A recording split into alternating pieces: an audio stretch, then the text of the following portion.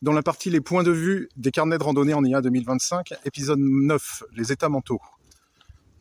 L'émotion nous égare, c'est son principal mérite, Oscar Wilde.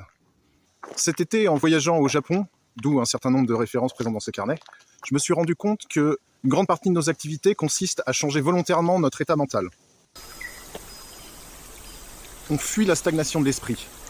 On va par exemple contempler le beau et le paisible d'un jardin zen.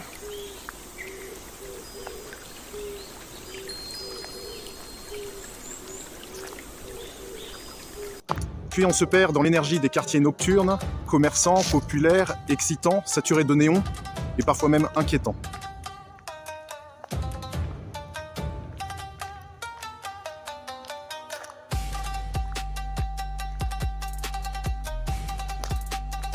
Mais est-ce seulement pour tromper l'ennui?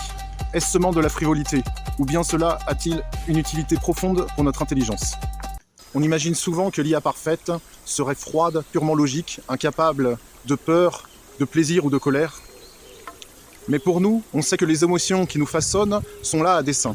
Elles servent à prioriser, elles servent à accélérer nos prises de décision, elles servent à optimiser l'allocation de nos ressources mentales. Par exemple, la peur augmente la vigilance et focalise notre attention sur les menaces. L'amusement encourage l'exploration, l'apprentissage et la connaissance de soi et de l'univers. La contemplation du beau ralentit la prise de décision pour mieux observer, renforce la mémorisation des détails et inspire la création de solutions élégantes et subtiles. La colère permet de réagir rapidement et de manière appropriée pour écarter un danger. Chez l'IA, on pourrait intégrer ces concepts de manière fonctionnelle. Imagine des modèles hybrides avec des State Space Models ou SSM qui auraient appris à modéliser des états mentaux à partir de leur perception à un instant T. En mode alerte, il réduit le temps de raisonnement pour réagir plus vite.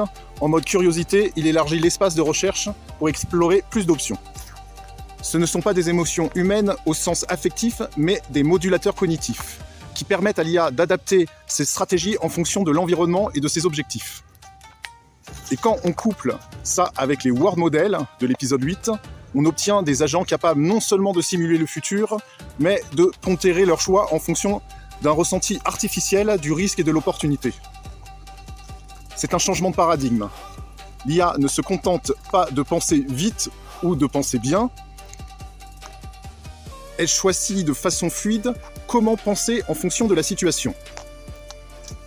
Et quand on sait moduler sa pensée, on ouvre la porte à la créativité radicale.